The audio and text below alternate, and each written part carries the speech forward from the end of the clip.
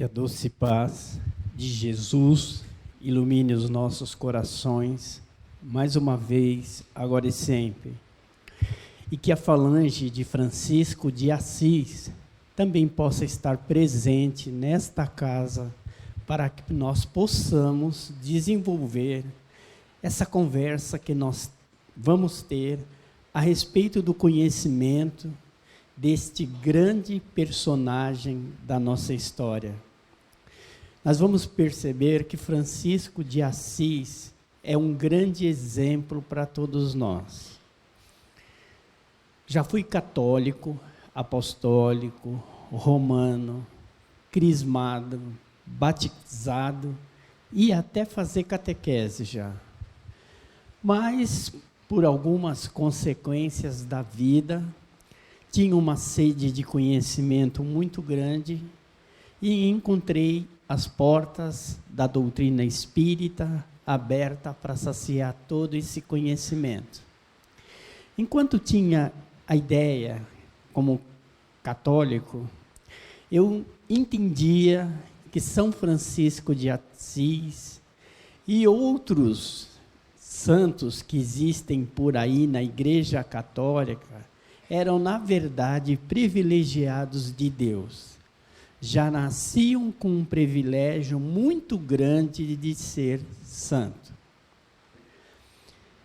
No decorrer do tempo, fazendo uma pesquisa, a pedido de uma pessoa que pediu para que eu falasse a respeito da vida de São Francisco de Assis e outros santos que nós conhecemos mais próximos do nosso tempo.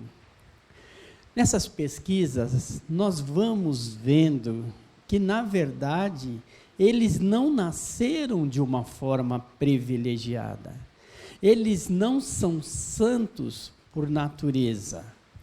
Porque Francisco de Assis também teve uma vida comparada a muitos de nós que estamos aqui.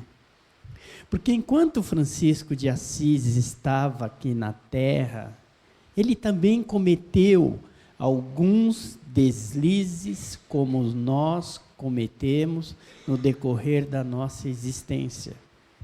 Francisco de Assis também tinha os seus vícios, Francisco de Assis também tinha os seus defeitos, e Francisco de Assis, então, não levava uma vida tão reta como nós calculamos pelo nome que era determinado a ele.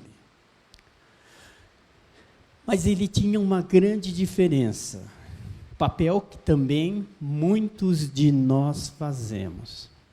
A sua mãe jamais deixou de acreditar nele. A sua mãe estava sempre em prece, pedindo para que ele sofresse essa autotransformação. Porque ela acreditava que depois de um determinado tempo, quando chegasse a hora, ela ia, de alguma forma, dedicar a sua vida, a sua trajetória aos ensinamentos de Jesus. Antes de continuar essa história, vamos ver quem foi Francisco de Assis. Ele foi Giovanni di Pietro Bernardi. Ele nasceu no dia 5 de julho de 1182. Morreu no dia 3 de outubro de 1226. Ele foi um religioso italiano, fundador da Ordem dos Franciscanos.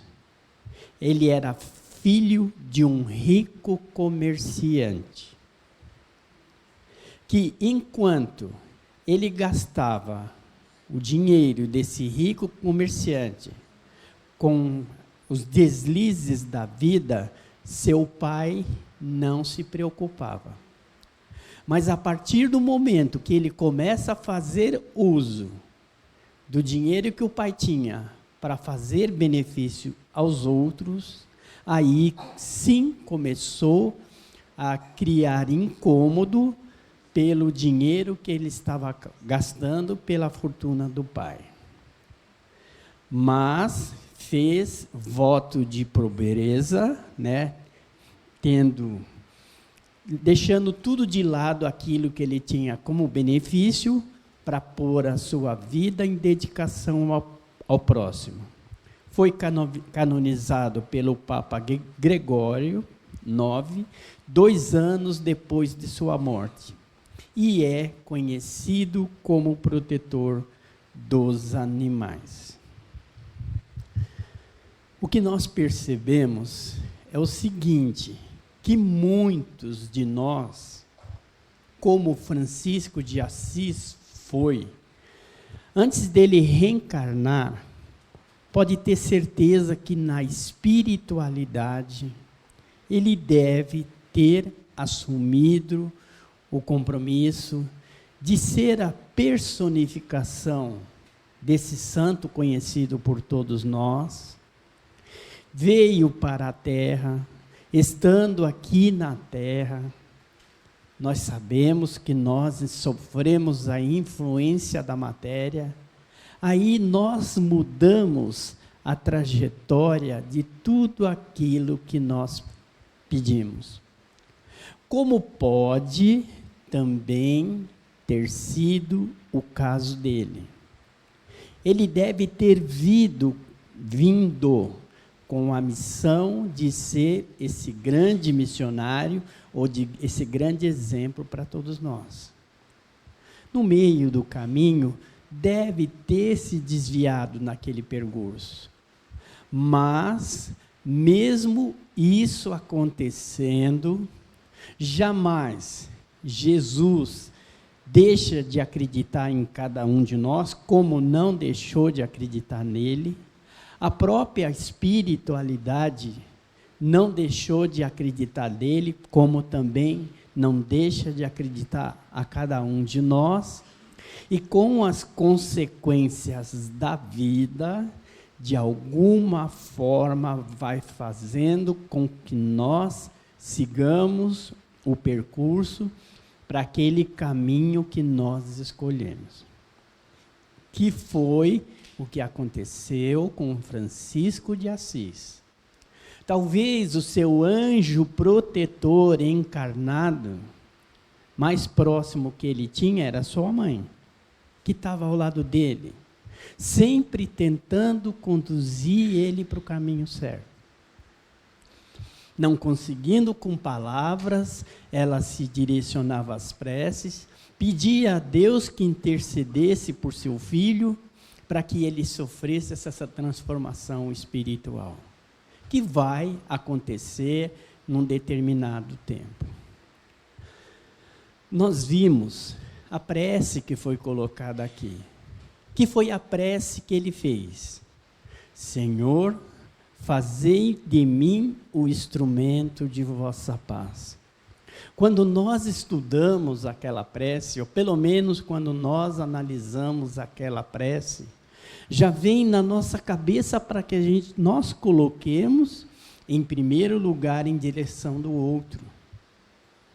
É para o próximo que nós precisamos fazer. Porque está lá, Senhor, fazei de mim o instrumento de vossa paz.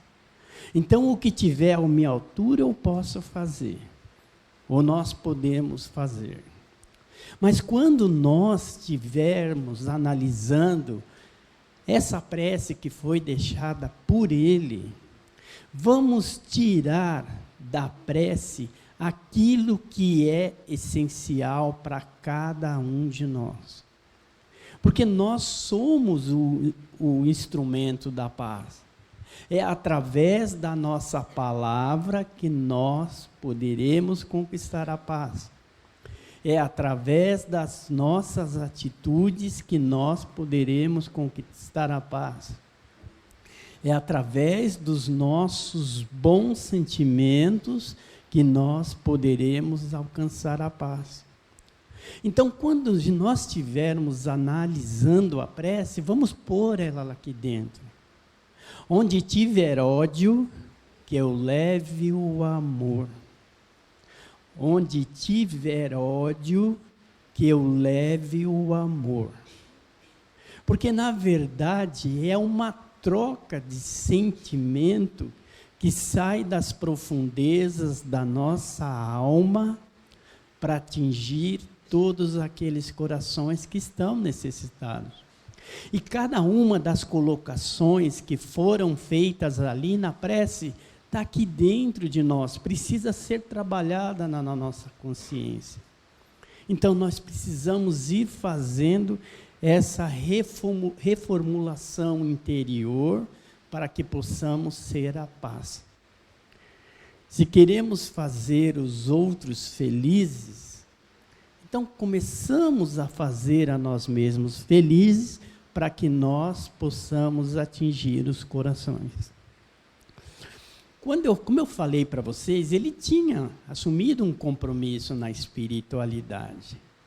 E lá, no seu íntimo, quando ele estava aqui na Terra, depois que ele começou a se transformar espiritualmente, ele ouvia lá no seu íntimo uma voz que dizia: Francisco, reforma as minhas igrejas. Era o pedido que ele ouvia dentro da sua alma, dentro do seu íntimo.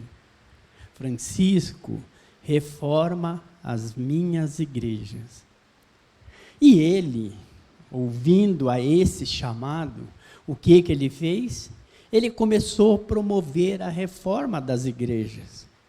Não no sentido espiritual, mas no sentido físico. Ele acreditava que ele precisava reformar as igrejas. Só que o pedido era muito mais profundo. Porque essa reforma da igreja a qual Jesus pedia para que ele fizesse, era no interior do coração de cada uma das pessoas. Era no interior do coração de cada um de nós. Se Francisco de Assis hoje fosse espírita, talvez o pedido fosse esse: reforme os centros espíritas. Não só no sentido físico, mas no sentido espiritual de cada um de nós. O que ele começou a entender no decorrer da sua existência, dos trabalhos que ele precisava desenvolver. Então, ele entende que o trabalho precisava ser no coração de cada um. Porque tem pessoas que estão sempre passando por dificuldades, por necessidades, por desequilíbrios, por doenças, e através dessa reforma que a doutrina espírita traz para todos nós, como Francisco de Assis trouxe para aquelas pessoas naquela época, vai fazendo essa renovação interior, vai trazendo essa reforma íntima que faz com que nós fiquemos mais fortes a ponto de mudar tudo o que está acontecendo na nossa existência. Depois que ele sofreu a sua autotransformação, depois que ele entendeu a importância da necessidade, ou pelo menos da sua postura, como um personagem representante de Jesus aqui na Terra, ele começa a estudar todos os ensinamentos de Jesus. E a partir dali ele começa a colocá-los em prática. É lógico que naquela época ele não tinha o Evangelho segundo o Espiritismo nas suas mãos, ele não tinha o livro dos Espíritos nas suas mãos, mas ele tinha os ensinamentos de Jesus, provavelmente propostos lá pelo Evangelho. Para nós, a doutrina também traz esses ensinamentos de Jesus para que nós procuremos absorver todos esses ensinamentos. E a partir do momento que nós absorvermos esses ensinamentos, através do Evangelho, que é a receita para nós sermos felizes ainda nessa encarnação, sem precisar ficar esperando a próxima, sem precisar ficar esperando a próxima vida. É para nós sermos felizes, independente da condição que nós estivermos passando. Então vamos reservar um tempo do nosso dia, um tempo da nossa vida. Não precisa ser 24 horas por dia, mas 5, 10, 15 minutos, para que a gente possa estudar os ensinamentos de Jesus. E o Evangelho segundo o Espiritismo, codificado por Allan Kardec, ali tem toda a receita moral para a nossa renovação interior. O livro dos Espíritos, ele traz para nós as respostas para todas as questões que nós fazemos 24 horas por dia. O porquê nós estamos aqui. O porquê nós estamos sofrendo. O porquê eu não consigo deixar esse vício de lado. O que acontece com meu ente querido que desencarnou ontem? Aonde eles estão? O que eles estão fazendo? Como que eu encaro a lei de destruição em determinadas situações? Então, são respostas que estão ali, que quando compreendidas, que quando colocadas em prática, modifica a nossa conduta no nosso dia a dia. E uma das coisas importantes que Francisco de Assis confiava muito em Deus e respeitava todas as suas leis. E ele vai viver uma situação onde dá para tirar um grande ensinamento para todos nós. Saiu ele e um de seus discípulos, da onde ele estava, para um outro convento, onde ele ia ter um encontro com uma determinada pessoa. Naquela época, estava fazendo muito frio, o percurso era muito grande e os dois estavam morrendo de muita fome. Quando ele chegou nesse mosteiro, onde ele ia encontrar essa pessoa, ele bateu numa porta. Quando ele bateu nessa porta, abriu uma pequena portinhola. Aí o rapaz perguntou: quem é? E ele falou: sou eu, Francisco de Assis. Fulano está me esperando. Você tem hora marcada? Não. Então ninguém está te esperando. E fechou aquela pequena portinhola na cara dele. Nesse momento, ao invés dele ficar com raiva, ao invés dele dizer palavras que não estavam de acordo, ele abaixa no chão, começa a fazer bolas de gelo, começa a jogar para cima, cantar e orar, brincando e sorrindo. O seu discípulo, naquele momento, ele ficou louco, falou: como que pode? Né? Estamos morrendo de fome e vamos morrer de frio? Como é que ele pode agir dessa forma? Pensou, e assim sucessivamente já falou para ele: você está doido? Nós vamos morrer de frio e nós vamos morrer de fome. É quando ele olha para os seus discípulos e disse o seguinte: não se preocupe, olha a oportunidade que nós temos, porque agora nós estamos 100% nas mãos de Deus. Ou seja, ele confiava que de alguma forma Deus ia intervir naquele momento. Quando ele acabou de colocar essa frase, A porta se abriu, ele foi convidado para entrar e conversar com quem ele havia procurado. Que lição nós podemos tirar dessa passagem para todos nós? Primeiro, que nós também estamos à procura de algo novo, né?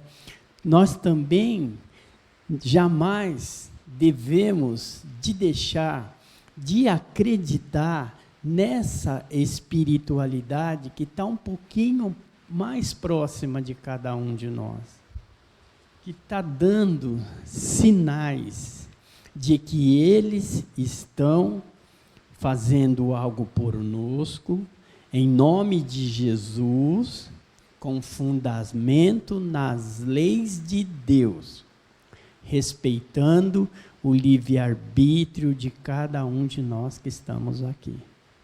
Então, se nós continuarmos acreditando, as coisas vão acontecer na hora e no momento certo em que elas tiverem que acontecer. Então, acreditemos nas leis de Deus. A princípio, porque tudo está conectado. Quando nós estamos precisando de ajuda, é nos encarnados que nós procuramos essa ajuda. É no atendimento fraterno dessa casa que nós procuramos essa ajuda. Partiu dos encarnados, nós começamos a receber essa ajuda até da espiritualidade. E ele deixa uma frase que é importante para todos nós. Estamos todos conectados aqui com todo o universo, até com os animais que percebem isso quando nós nos aproximamos dele. Os animais, para Francisco, não estavam ali única e exclusivamente para enfeitar o mundo, para deixar nosso mundo mais bonito, mais lindo, mais maravilhoso. Os animais estão ali, porque eles fazem parte do nosso processo evolutivo.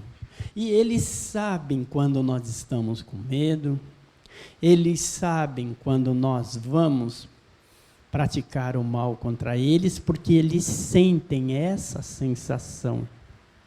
E Francisco de Assis tinha essa noção e nos faz esse alerta.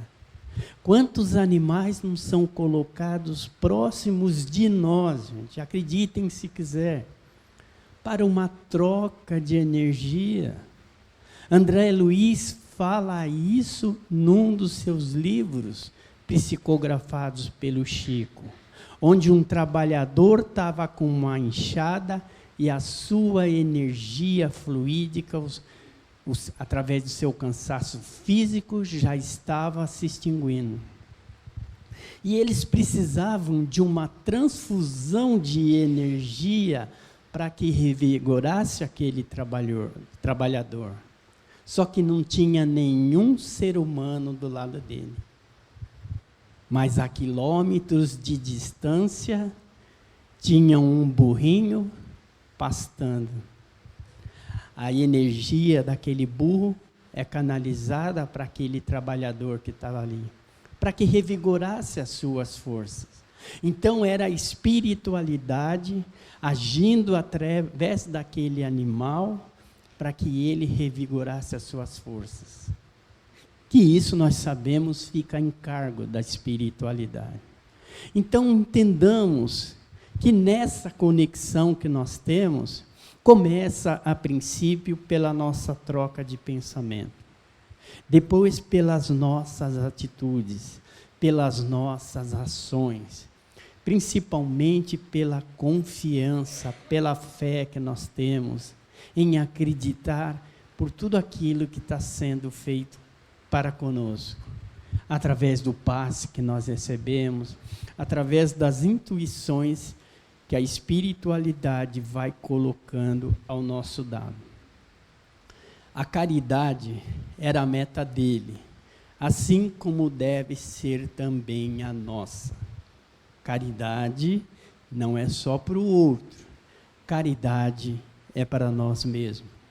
Vamos começando a fazer a caridade por nós, procurando nos aceitar como nós somos. Agradecendo a Deus pela oportunidade que nós temos da dificuldade que nós estamos passando. Agradecendo a Deus pelo processo de doença que nos abraçou no decorrer dessa existência. Porque é isso que vai fazer com que nós nos transformemos intimamente, coloquemos essa força interior que existe dentro de cada um de nós, em benefício nosso, e quando nós estivermos preparados, nós vamos também colocar em benefício do nosso semelhante. Não importa o que nós fizemos até agora, importa é o que nós vamos fazer daqui para frente. Assim foi com Maria da Madalena, assim foi com Francisco de Assis, e assim também vai ser com cada um de nós. Vamos criar um norte daqui para frente. Vamos colocar em prática tudo aquilo que nós estamos aprendendo, tudo aquilo que está sendo pedido para cada um de nós. E Francisco de Assis sempre nos alertou para que utilizássemos momentos difíceis para um bom aprendizado. Os momentos difíceis também são importantes em nossa vida. Porque se não fossem os momentos difíceis, nós não cresceríamos. Se a nossa vida fosse fácil, a gente não cresceria. Se nós não passássemos por dificuldades, nós não cresceríamos. Se nós não sofrêssemos pela dor, nós não valorizaríamos a vida. Então eu tenho que ficar sofrendo a vida inteira? Não.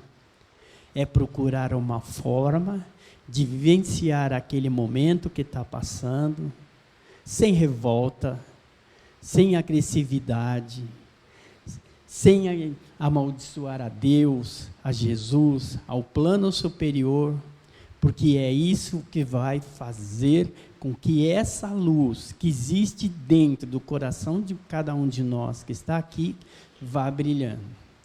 E quando nós formos levar esses ensinamentos que nós estamos aprendendo aqui para fora, vamos começar como Francisco de Assis fazia. Primeiro por atitudes. Aí, se for necessário, depois a gente completa por palavras. Porque se mirando mais uma vez nos animais, naquela pequena formiguinha que descobre um alimento um pouco distante do seu ninho, ela sai do ninho e vai aonde está o alimento. Depois ela volta no ninho para avisar o formigueiro inteiro que existe a comida lá. Mas aí nós pensamos, como que ela faz isso? Quando ela sai, das suas pequenas patinhas sai um líquido leitoso, que vai ficando impregnado na terra até onde está o alimento. Quando ela volta, ela segue esse mesmo líquido leitoso, porque a luz do sol reflete nesse líquido e ela consegue seguir esse caminho de luz. Depois que ela chega no ninho, ela faz o seu ritual lá. Ela gesticula, ela mostra para as outras onde estão o alimento que todos estão procurando. E aí todas seguem esse percurso. Algumas vão se acompanhando pela luz, outras vão pelo cheiro. Que esse seja o nosso processo. Da nossa casa até aqui, nós deixamos pequenas marcas de luz. Nós vamos sair daqui seguindo esse mesmo caminho de luz. E quando nós chegarmos lá, não vamos falar, vamos só mostrar tudo aquilo que nós estamos aprendendo através dos nossos gestos, das nossas atitudes, da nossa transformação interior, para que nós consigamos encontrar a paz conosco mesmo e principalmente para com os nossos semelhantes. Muita paz a todos.